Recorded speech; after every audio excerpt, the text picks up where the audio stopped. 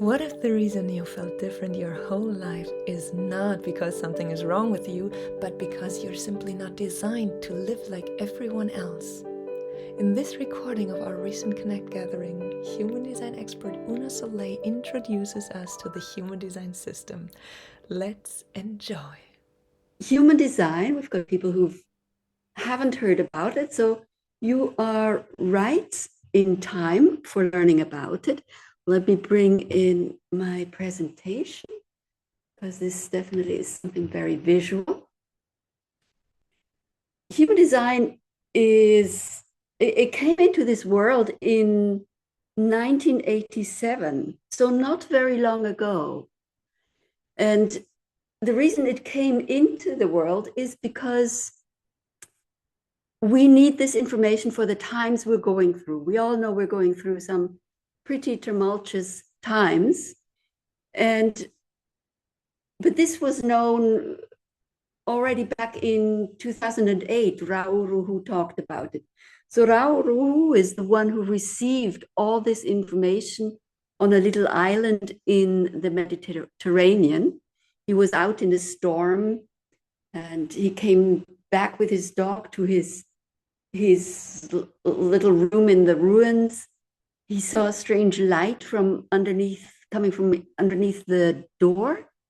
The door was flapping open, and he spent 8 days and nights not sleeping, not eating, just writing down whatever he was receiving. And the dog, he just lay there in a coma for 8 days and 8 nights. And then he tore it up and threw it away. But it came back to him and he had to write it up all again. And of course, he's the source of this. And the source of this just he just had to bring it in the world. There was no other way for him. And what is happening is that all the institutions, all the structural things, all of the authorities that we go to in this world, they're all falling apart. The schools are falling apart. We used to look at teachers as somebody where we would get answers, the churches where we would get answers, the governments that would give us answers, the doctors that would give us answers, the parents, the family, the elders that would give us answers. It's all breaking apart. So Ra knew this. And so now that means we have to follow our own inner authority. But we're not used to that. We haven't been trained in this. This is the most important thing that we need to learn and practice. And Ra says it takes a good 7 years to decondition because we're so used to listening to outer authorities until every cell has understood how you personally, the unique you, operates. To really make that transformation, it takes 7 years. And he said the peak of being able to learn this knowledge will be in February 2027. So you're in good time. You're in good time just before that happens. Yes, he was born in Canada in 1948. He just walked into the newsstand one morning where he always goes and buys his newspaper. He left the keys in the car. He left the door open to the car. He walked out the back and just went to the train station, got on a train, took him somewhere, ended up in Amsterdam, and from there somehow in Ibiza. So a very, very unusual, very mystical experience. And he passed away in 2011. So you've all got something like this now. You've all got a chart. And what you see is different centers. So there's 9 different centers. On the left, you have a row of red numbers and planetary symbols. And on the right, you have a row of black numbers and planetary symbols. And these planetary symbols and numbers, they have to do with what's in this chart. Now, Just looking, there's, I don't, so everybody has all these chakras or centers, and everybody has all these channels. And some of them are colored in and some of them are not colored in. That's the main difference. And you can look at this as our electrical system. We've got an electrical system, and the energy flows through this system. And it can flow through anywhere with all of us. But there where it's colored in, that's where the energy flows all the time. It's consistent. We can rely on it. It's strong. Strong because it's consistent.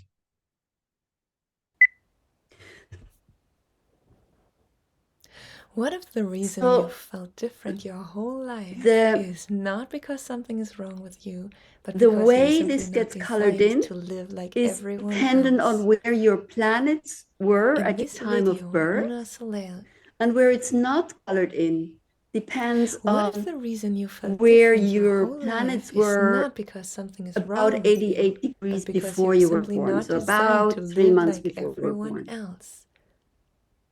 In this video, And human this design expert part, Una it's called the design part, in 88 this degrees video, before you human were design born, expert Una Soleil. is the more In this video, subconscious human part of design it, expert Una Soleil gives of us your an diagram. introduction. And the In black this part is the more conscious, the in personality this part. video, Una Soleil, in this video, in this recording of our recent Connect gathering, Now, Una Soleil, in just this realizing I recording didn't of our put some recent of Connect the gathering, Una things I Soleil, wanted to have in here. in this Actually, in this here. recording of Okay. our recent Connect Well, then gathering, let's go this way. in this recording of our recent Connect center, gathering, if this is human design colored expert in, Una and it Soleil would be, if it's colored in, it's always introduces us red. to the If human this is design colored in for system. you, Let's enjoy. you belong to 70% of the population. 70% have this colored in. What if the reason you It's felt the different your whole sacral life is center, not because and the something is sacral wrong with you, center but is like a because you're motor, simply not like a designed car to motor, live like and it everyone runs. else? And it In runs all this the time. video, It can I'll be in neutral or it can go very in this fast, video, but it runs all the time. You could in also this think of it like a cat in this that's recording of our recent purring. Connect gathering, It can purr in this silently video, or it can be jumping around. in this This is a in this generator recording of our recent Connect gathering, chakra human center. design expert Una In in the this recording strongest of our recent Connect center gathering, in human a certain design way, expert in a certain Una way Soleil of all. introduces us to It's the human design system. people who have this Let's defined, enjoy. and let's go here. People who have this defined is what we say, or colored in. They are the people who are very hands-on. They can do things. They have energy. They can stay up until 3 o'clock in the morning. They don't have to juggle energy. They always have energy. So these are what we call generators. Generators have this colored in generator. We can also call the generator a creator or a builder. That's alternative names that are sometimes used. Then there is a type called the projector or the advisor. There's a type called manifestor or initiator. And there's a type called reflector or evaluator. I haven't seen any reflectors. They're only 1% of the population. So in the chat, I haven't seen any reflectors. I have seen manifestors and I saw projectors and I saw generators. So let me go back to here so that I can explain what a manifestor is. So this here is the throat center. And these four, the two red ones and the two brown ones, these are all motors, but they work in different ways. We talked about this one. This is like the engine. Then this one is like pressure. It pushes up. It's the root. This one is called the solar plexus, and it's emotions. So it's a wave going through. So the energy of this is a wave. And this one, it's a pulse. These four are motors. And this is the throat. And if we in any way have the throat connected to one of these four, directly or indirectly, then you are a manifester. Only 10% of the population is a manifester. They are, no, I'll talk about that later. Then we have the projector. The projector is an advisor. Projector is neither manifestor nor generator, which means the projector does not have the sacral defined and does not have the throat connected to one of these four. And the reflector is a person that has none of these centers defined. It's all blank. And that would look like this. This is a reflector that I knew.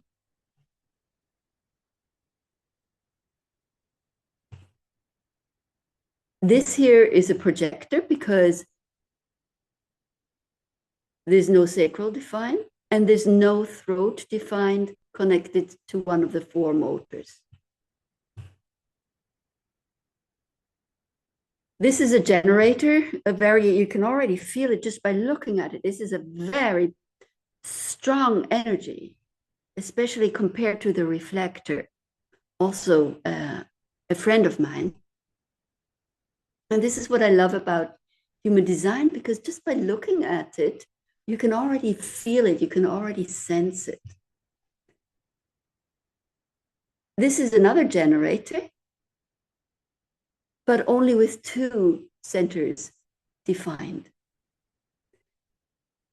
Now let's go back to here. So what you see on your chart that you probably have in front of you is somewhere where it says properties.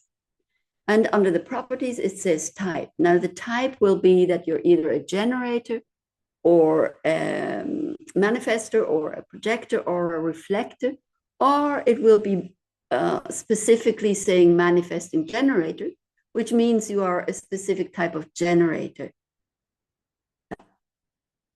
So don't think of yourself as manifestor. That's just a sort of a sideline. Think of yourself as generator. And then it says somewhere your strategy. We'll talk about that. And when you know your type and your strategy, that together will tell you how to take decisions. So we'll talk about that.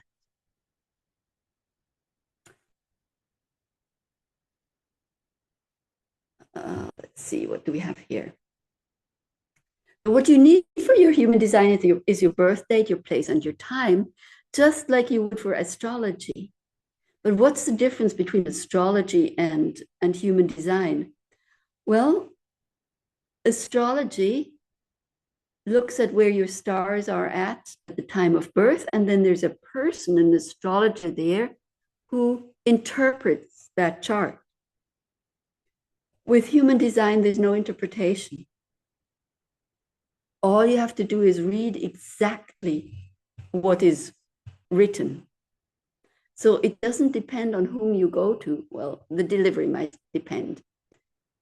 So that's a bit of a comparison between astrology and human design. The other thing is, I started looking at astrology when I was 17 years old, or maybe even earlier. I wanted to study astrology, but that was not in the books at that time. And then I gave up on astrology. There was too much guesswork. And 8 years ago, I started with human design. And you look at it and you go, well, yeah, maybe. And then it comes back to you in your life a few months later, and you look at it again and you go, yeah, maybe there's something to that. And a few months later, it comes back again and again. And it becomes so uncanny how exact and accurate it is. It is, I can now look at somebody's chart and I can tell them how they think. That was a big one for me when I was quite deep into human design. I was reading that this is the way you think. I was reading that in a book, and I thought, how did they know? How does human design know that this is the way I think? That was a thought I had when I was a teenager. You know, I was thinking about my life, and I was thinking, well, somehow I will get through this life. And I never told anybody about that. And here it's coming up.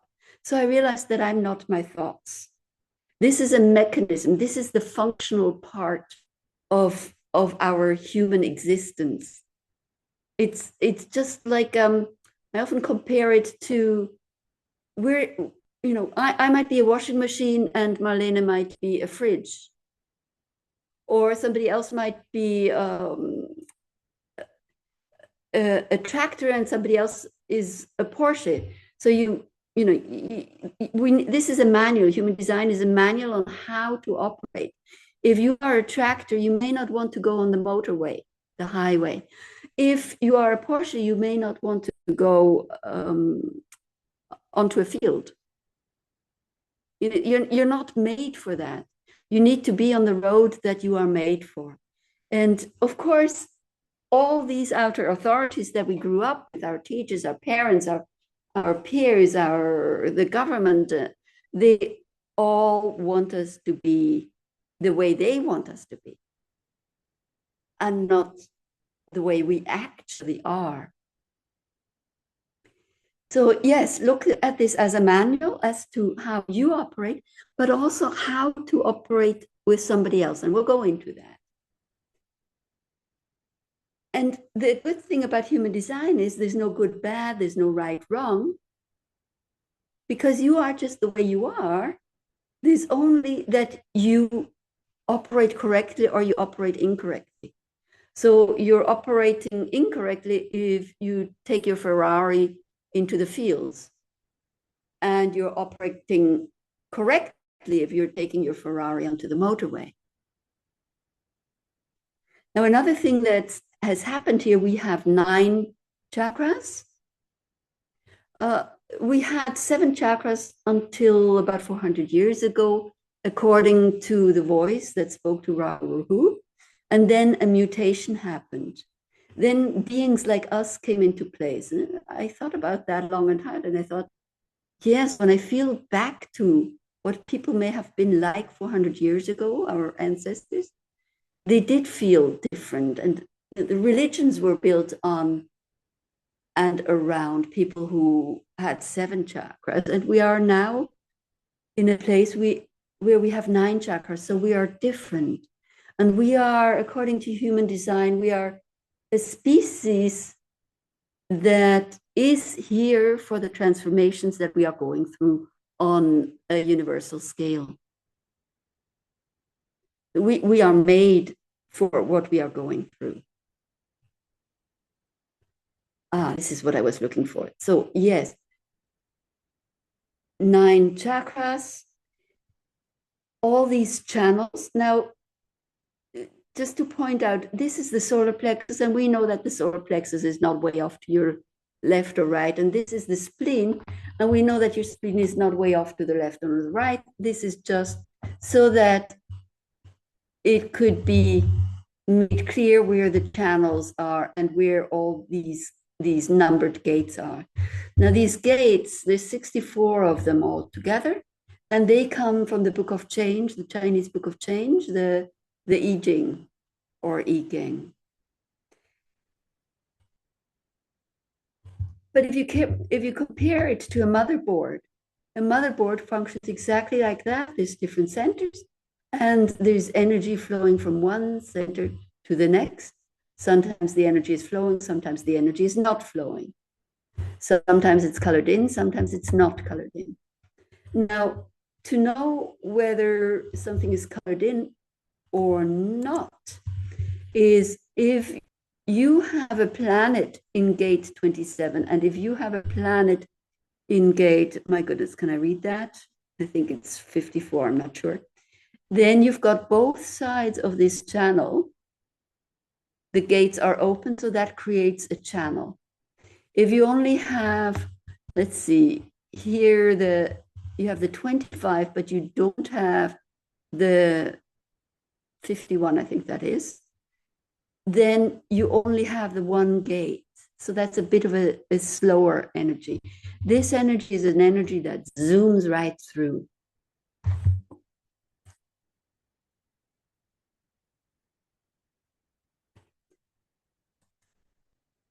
We've looked at the generator.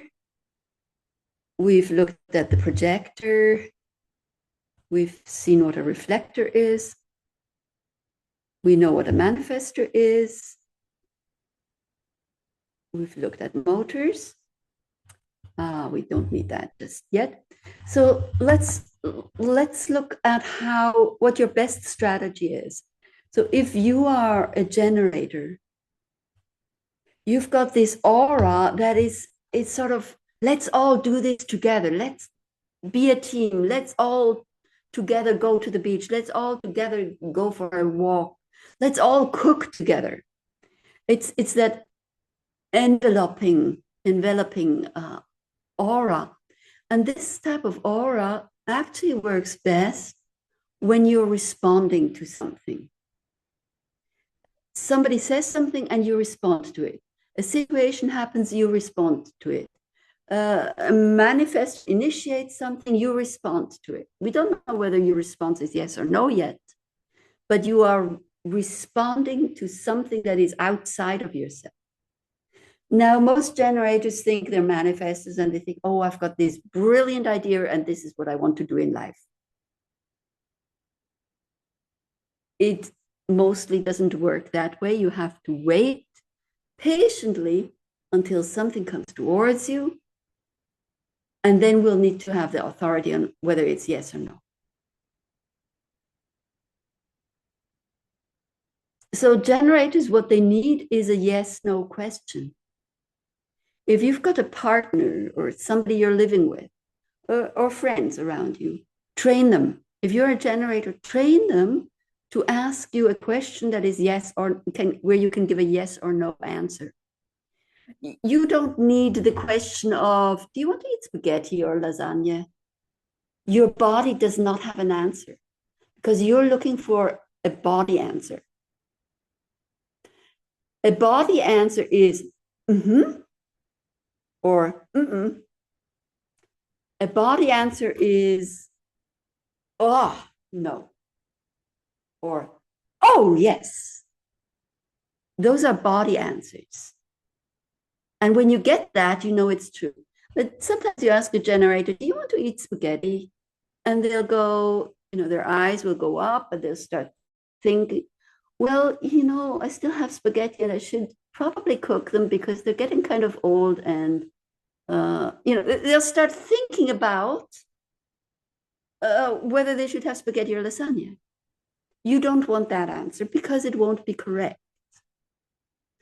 So for the generators, train the people around you because you don't have an answer. And, let's say you're sitting at a restaurant and you don't know whether you want the soup or whether you want the salad. So you say to your friend, ask me if I want soup. And your friend will say, do you want soup? And you'll have a physical answer to that. And then the next thing will be, ask me if I want salad. Do you want salad? And you'll have an answer to that. The answer will be yes, no, or maybe.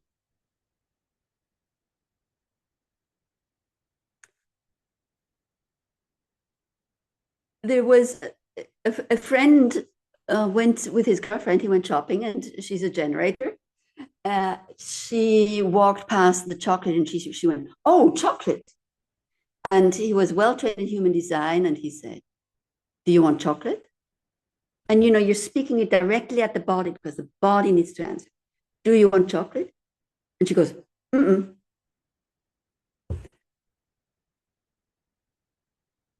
So that's the way the generator and the manifesting generator work. They respond to yes, no questions. If you're getting a multiple choice question, it won't work for you. Now, if you don't do this, that's when the generator has the potential of becoming a slave. Okay? You're doing all the work, and you didn't respond to something, and you didn't use your correct authority. So once we get as generators, and I am a generator, you can probably already feel it with all the energy I'm producing, you become awake, aware, and free. Because you are using your energy, and it's amazing energy. You're using your energy for what is correct for you, what works for you, what you have a yes to.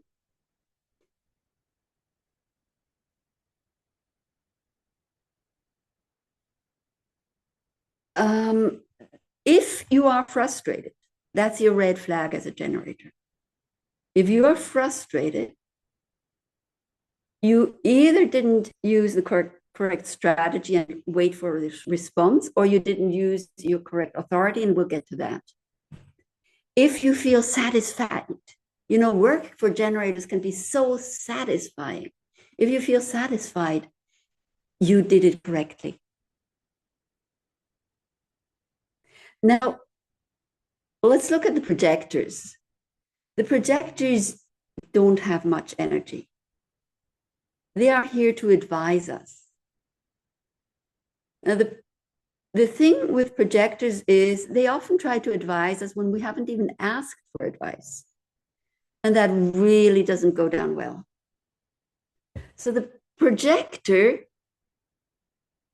if you're a projector, your task is to wait patiently, sometimes for 6 months, until you get a true invitation. A true invitation. Now, let me tell all the generators how to treat a projector and what a true invitation is. A true invitation does not have a question mark at the end of the sentence. If you invite a projector by saying, "Would you like to come with me to the cafe?" There's a question mark at the end. It doesn't work. If you say to the projector, would you like to work with me on this project? It doesn't work for the projector. The projector needs an invitation without a question mark, which is, the food's on the table. If you'd like to come and eat, you're most welcome to.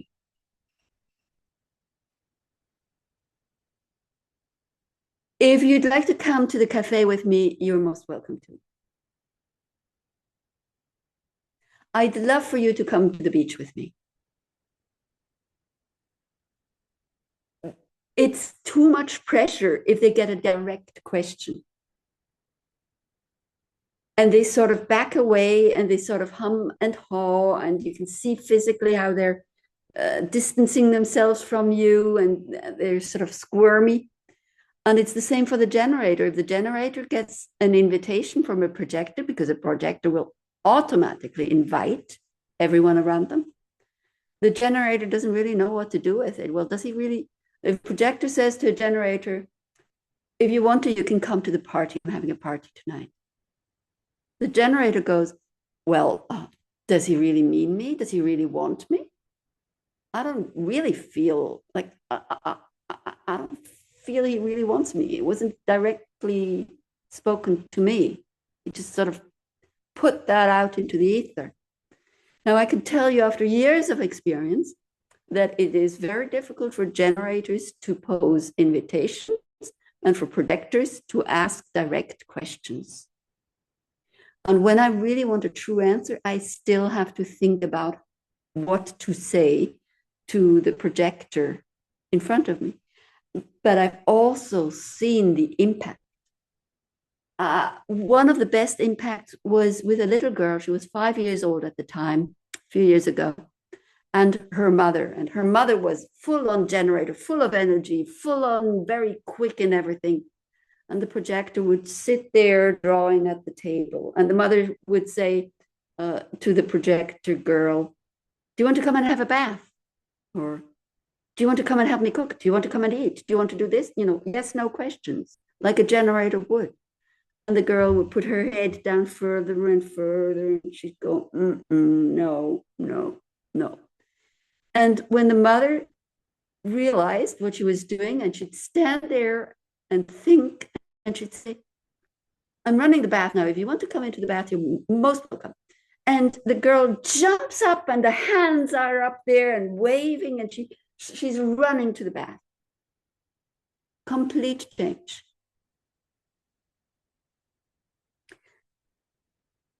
Now, the manifestor, let's look at the manifestor. We have manifestors here. This 10% of the population is manifestors, and they are the only people who do what they want. They do not have to respond to something that's coming from the outside. They don't need to wait for an invitation. They just do what they want. And if you've got that kind of child, it could be difficult, possibly, if you don't know about human design. So what you do is you train this child to inform you that it's going to go out and play. The child has to learn to say, "I am going to brush my teeth now. I am going to go to school now." And the same goes with what you to say to the manifestor. You inform them. You don't ask them a question. You don't give them an invitation. You just tell them, "The food's on the table. It's time to go to school. There's a party there tonight." Just pure information. And the thing with the manifestor is, and you can observe this energy very well in groups, the manifestor gets up from the table and walks away. And everybody's like on edge. What's he going to do next? Because we can feel this energy. What's he about to do? What's the manifestor up to? Now, if the manifestor wants everybody to calm down, inform them, "I'm going to the toilet." Nobody else needs to give that information out. Nobody. But the manifestor does, just to calm down the room. Now, every manifestor I've talked to and lived with even, they go, "Well, why should I inform you? You just do what you want and I'll do what I want." They don't. It's very difficult for the manifestor to grasp that if they do inform everybody, everything's going to be fine. And it's the other thing is being with a manifestor. You've got a lot of freedom because they don't tell you or ask you or invite you or anything. You've got a lot of freedom, but it's very strange for somebody who's not a manifestor to suddenly have all this freedom, and especially a generator where we do everything together, right? We're going together.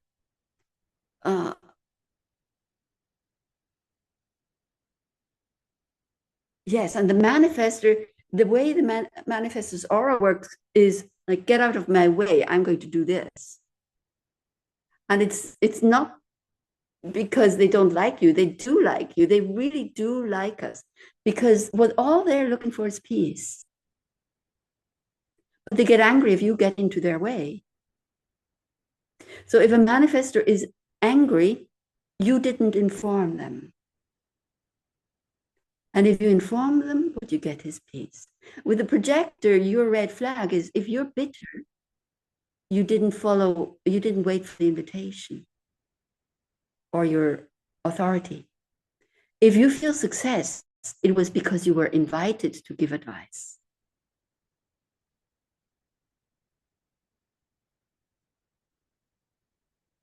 Okay, and the reflectors, just in case anybody has a reflector in their surroundings, they are because they've got such an open field, they can sense everything. So they can take you in everywhere. And they get a very quick, very good reading of a room. And they'll tell you this person's like that, that person's like that. They'll be able to pick out the odd man out. And then, of course, it's their choice whether they want to bully that person or whether they evaluate it and say, well, this person needs help. And to play their role as evaluators, they need to be initiated into it. And they are very slow. For them to take a decision, it can take a month, it can take longer. What they thrive on is surprises. They live on surprises and disappointments. Okay, what do we have here? Now your authority. Okay.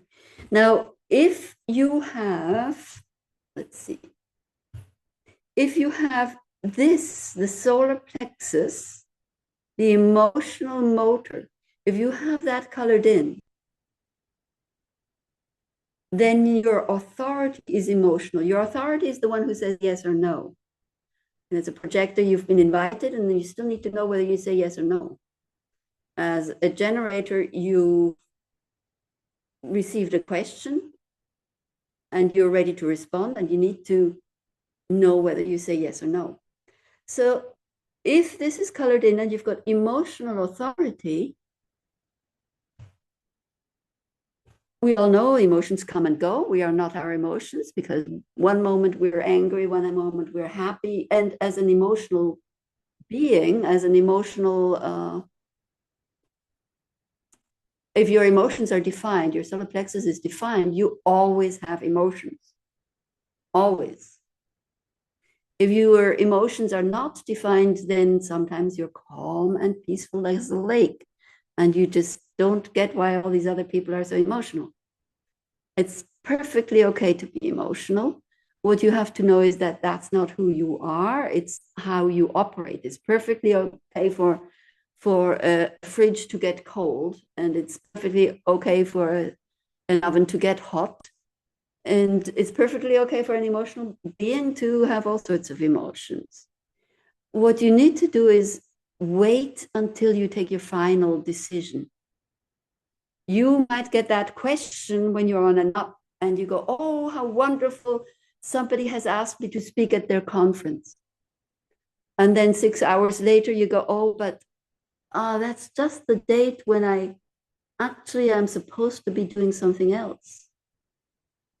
And your emotions go up and down, and you start asking everybody for advice. What should I do? How should I decide? And at some point, your emotions are calm, the spin in your head is calm, and you just know. So you need to learn as an emotional being to say, let me think on that. Let me sleep on that. Give me a day or two. Give me a couple of days, and I'll let you know. And usually that's about the right amount. Sometimes you'll know within an hour.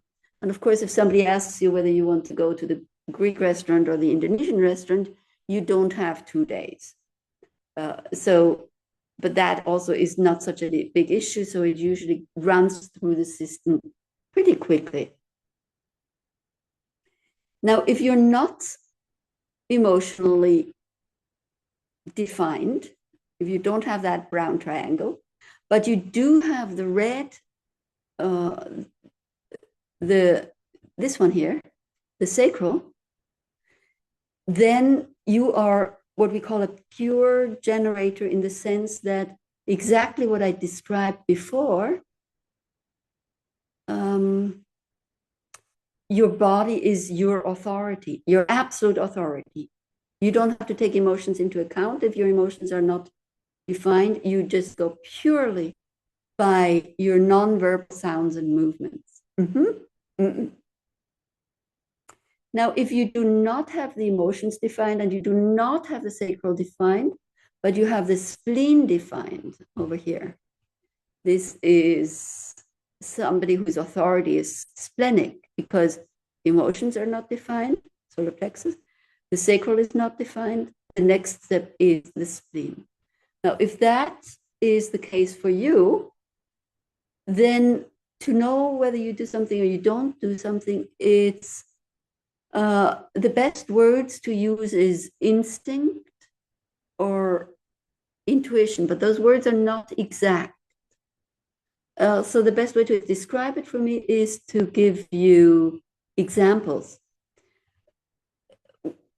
One such projector, splenic projector, he said they were going on safari, 2 cars, families, children. They stopped somewhere to get petrol, and he just had this inkling I should go around and look at the front left wheel. Well, if he hadn't done that, they would have had a very, very severe accident. Or another story of somebody with this configuration.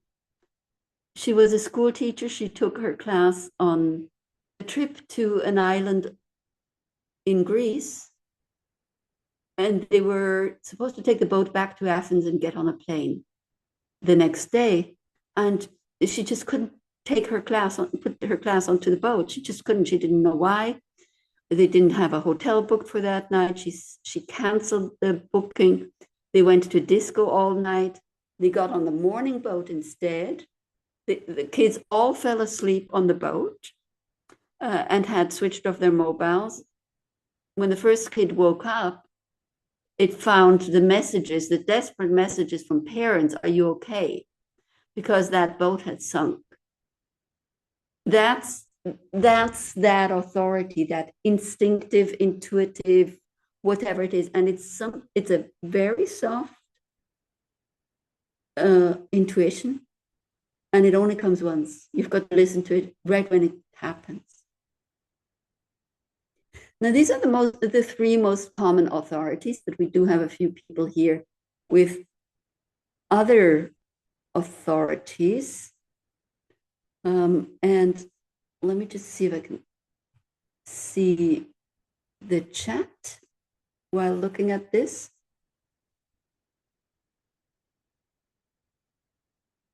Maybe you can, if you have a different authority. I know Annalisa has a mental authority. Let's go to the mental authority. So the mental authority is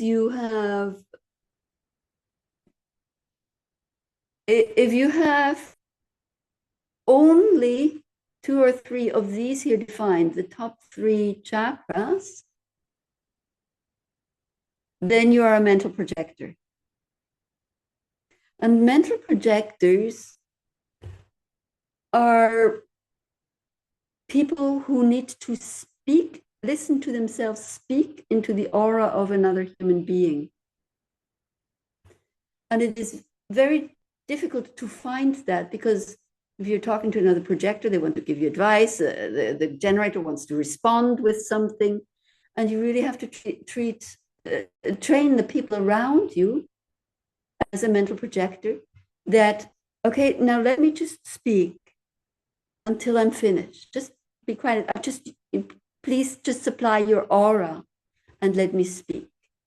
And when the mental projector is finished, they will have clarity about what their decision is, whether it's yes or no.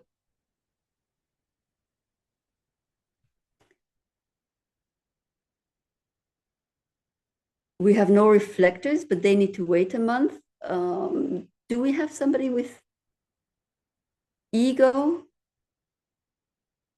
or the G in a voice? They're very rare.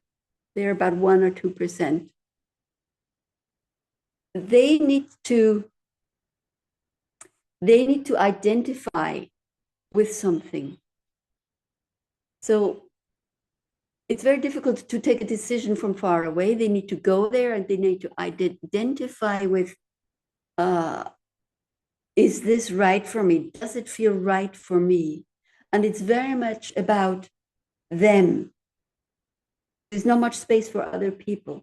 It's their identity. It's very, very clear. And the G is the yellow one in, let me show you. if this is defined, but these here are not, then we also call it a self-reflected authority.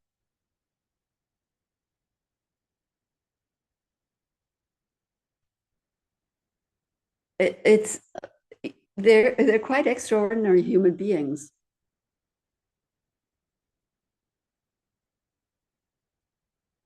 Okay, let's see what else we have. That's probably going too deep. Okay, now I'm open for questions.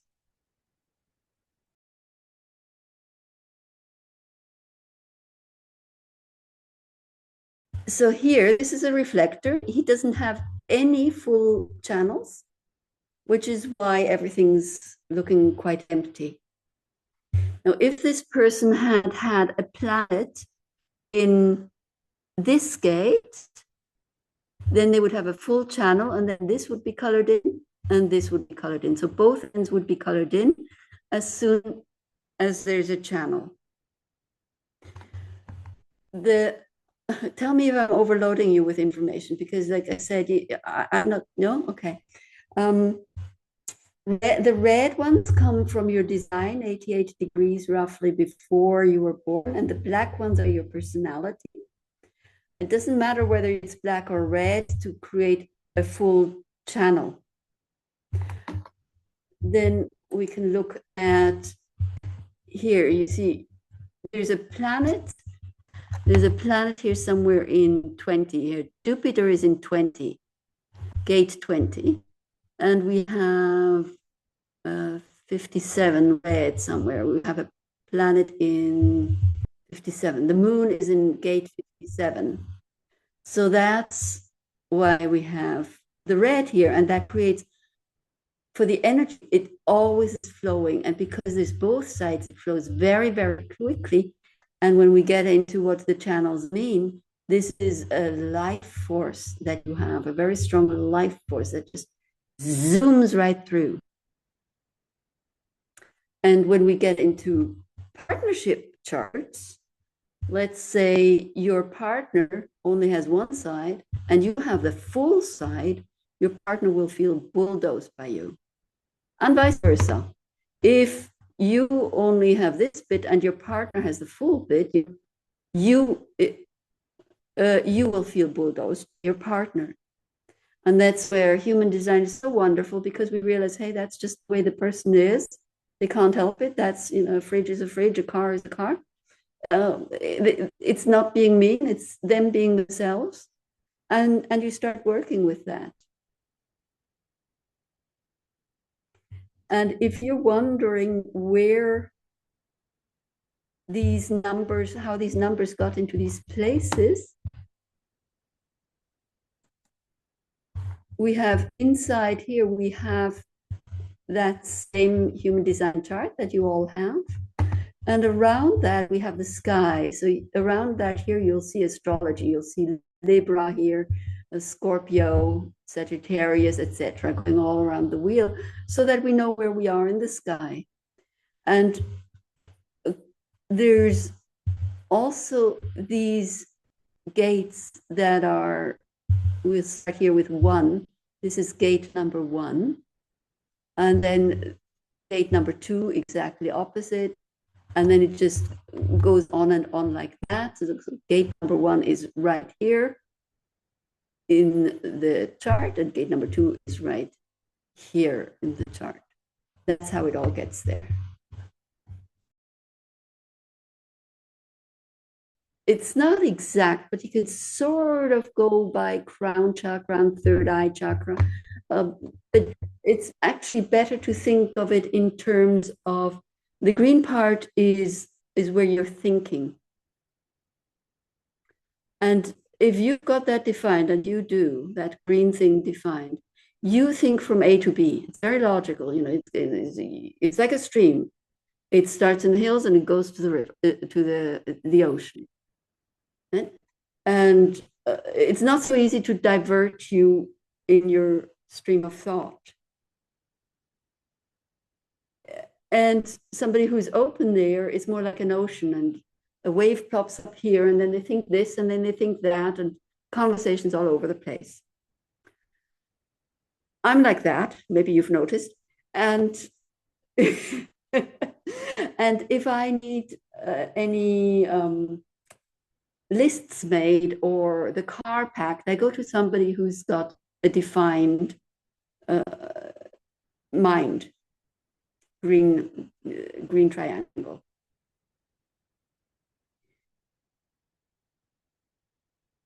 The yellow triangle is inspiration, insight. It's pressure from above, pressure to think about things. We didn't cover that part, did we? See, I'm ocean. I'm open-minded. I jump all over. I wanted to talk to you about the not self, how when in the places where we are open, where we are undefined, it's easy to influence us. And that's when we're doing things we're not really supposed to be doing.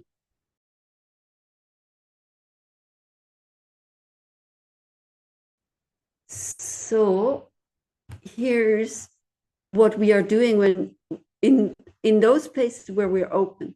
So people who are open up here, and that's 70% of the population is open up here, is they're trying to answer everybody else's questions.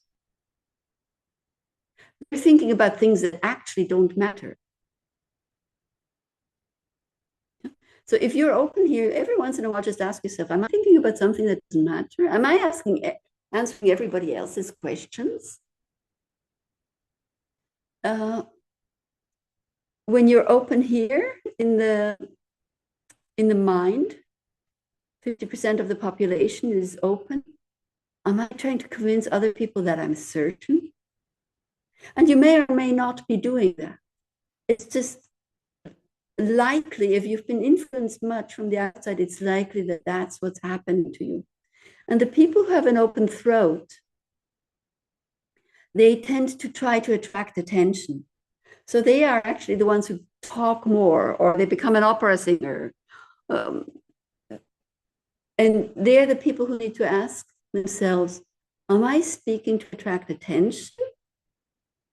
Or am I speaking because this is really what needs to be said now? And the people who are emotionally not defined need to ask themselves, am I just wanting peace and quiet? And am I avoiding confrontation and truth? Am I just afraid of those emotions that might come up at me? And the people who are not defined here, who do not have that very strong energy to build and do and create, they need to ask themselves, do I know when enough is enough? Because this is a very attractive energy, and they want to join in. And they're not going to bed. The generator is still up at 3 a.m. and the projector is falling asleep on the couch, but he doesn't want to leave. It's because it's so wonderful, because he doesn't know when enough is enough. Now, the splenic system has a lot to do with wellness, physicalness. If you're open here, you are likely to be able to feel other people's bodies. It could be uncomfortable if somebody's ill and you feel that other person's body, it might be uncomfortable. But it might also be very comfortable. You know, somebody's giving you physical support, and that might feel just so wonderful. And you might want to hold on to a relationship, for example, for longer than is good for you. And this here, when you're open here, you might feel the pressure of people around you, that pressure to get things done. Hurry, hurry, hurry. That's this one. Oh, this is an important one too here. The red, the heart, it's called, but it's not about love. It's about the will, about the ego, the I want. I'm setting goals because that's what I want to do. So if you are open here, and you've been taught to set goals. Well, that's not for you. You must not set any goals. And so then you try to prove yourself, because the people who are defined here, they have a lot of self-confidence. And if you're around a lot of people with a lot of self-confidence, you're constantly trying to tell them how wonderful you are, but they really don't care. So, just ignore that bit where you lack your self-confidence, and take on some of the self-confidence of others. And this one's very central, the G center. This is where we find love and direction. So love wants to go where it finds love, or the direction we want to go in is where we find love.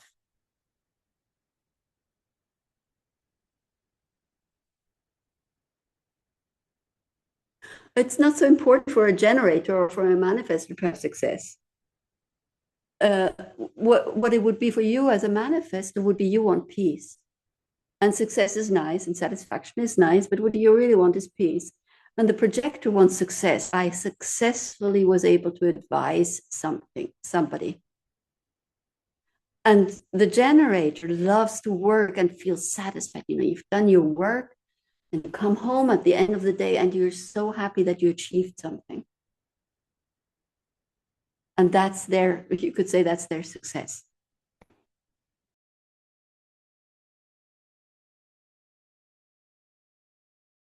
You can always find similarities, of course, but actually what happens is you can go very, very, very deep in this. And each person is unique, depending on how deep we can go. So we just looked at gates. Now, below the gates, there are 6 lines. Below each line, there's 6 colors. Below each color, there's 6 spaces. Okay, and for that, we would need very, very exact timing. What do you offer? I know that you have Telegram groups where we can join in 2 languages, right? To find all the webinars you've done about different aspects of the human design. What else is currently up for you? In terms of human design, I've integrated it into almost all my courses. I really like to know who I'm speaking to, so that I know whether I need to invite someone or ask a question, or just inform them. I do give sessions, human design sessions individually, and otherwise I've got a huge course coming up in 2 weeks called Divine Intervention, where the impossible becomes possible. And it's 4 weeks crammed into 2 weeks. I'm really looking forward to it. We just go to a completely different level, and I teach the things I've learned from curanderos and shamans and so on. And then there's a light language course coming up in Madagascar in October. But I have an online course coming up, August online course, Luminous Consciousness, an excellent course.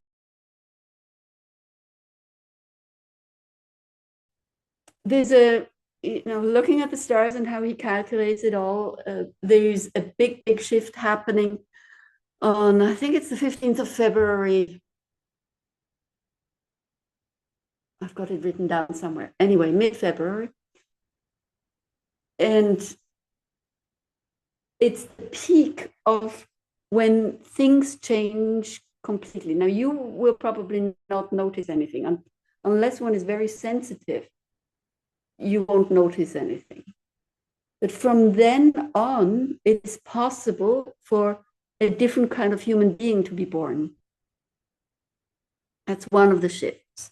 Different kind of human being, meaning these are children. Not every child will start out that way, but eventually, in a couple of 100 years or so, all the children will be like that and not like us anymore. One of the differences is that they will operate best if there's three of them together. What's happening right now for us in this world is I feel I'm me and you feel you're you. And then we have a very personal communication, and the third person comes and joins the table, and the conversation changes. Because as soon as we have three people, there is an extra entity created, which we don't perceive so much. But the new children, and he calls them rave, those children perceive that entity very, very well, and they operate extremely well with that entity. The way emotions work are already changing. We have become aware, we started out being aware that we're not our body. That's the spleen, the primal. Then we became aware that we are not our thoughts, not our mind, and we could reflect about ourselves. And now we're in the phase where we're becoming aware of our emotions, which is, we realize we're not our emotions. I can actually use my emotions. And if I want to, I can be angry. And if I don't want to be angry, then I'm not. And we used to think that I can't help it, I'm angry. So another thing is that there will be a change in how we are organized with the animals. We won't be eating so many animals because the animals won't be supplying us with so much of their food. It just won't be there. The systems are breaking down. So in terms of systems, it's the social contracts that are falling apart. So I pay you money, and when my house burns down, you give me a new house. That's insurance. It's not going to work anymore. I send my children to your institution, and they come back educated. And that's not working anymore. We've got so many homeschoolings. Governments aren't working anymore. It's just happening. It's not anybody's fault. It's the way the universe is changing things, and everybody's playing their role. Then there is a shift. Let me see. It's the shift from the projector. There's going to be a shift in terms of to being more aware of yourself. Ra Uruhu calls it selfish enlightenment, I think he said, something like that. You're taking care of yourself first before you take care of everybody else. It's not that caring and I give you and you give me anymore. It's I take care of myself and then I can give. There's also the aspect of busyness that's coming in. People are going to be busy just for the sake of being busy. And you can already feel that.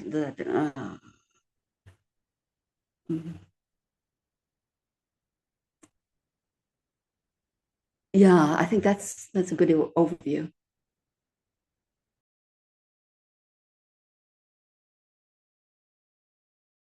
The top one is work according to your strategy and authority. Really, really practice that, because there's nobody you can ask afterwards. That's the number one top. And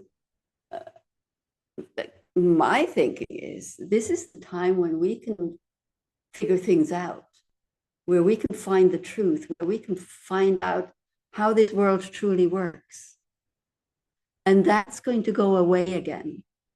So it's getting more and more up to February 2027, and then less and less and less. And my thing is, I want to learn as much as I can before that happens about how the world works. The energies, the consciousness. I'm always kind of baffled when people aren't interested. Yeah, that's in my human design. Like, I'll have people say, oh, I really want to do this course. But I'll do it in 3 years' time. And I'm going to myself, mm, well, I wouldn't waste that much time right now because we are coming to that peak. So whatever it is you want, do it now. Whatever you want to learn, do it now. Whatever you want to understand, do it now. Don't get caught up in the worries and the fear and the you should be doing this and I've got to look after my cat and my dogs and my this and my that, and don't get caught up in that. Do what is important to you. Beautiful. I feel that's a perfect wrap up for us today. Whatever you want to do, do it now. And yes, for those who want to connect further on, we meet in 2. Thank all of you who wants to stay can of course stay and chat a little bit longer, but the official part now ends. So thank you. Thank you so much, everyone. Yeah, well, thank you also, everybody. Thank you. Yes, thank you, Tracy, Christiane, and everybody who's here, Alexandra, etc. It's Antje, yes, of course. It's after 10 here, so I'll say my goodbyes and I wish you all well. And I just wish you to have so much fun with human design.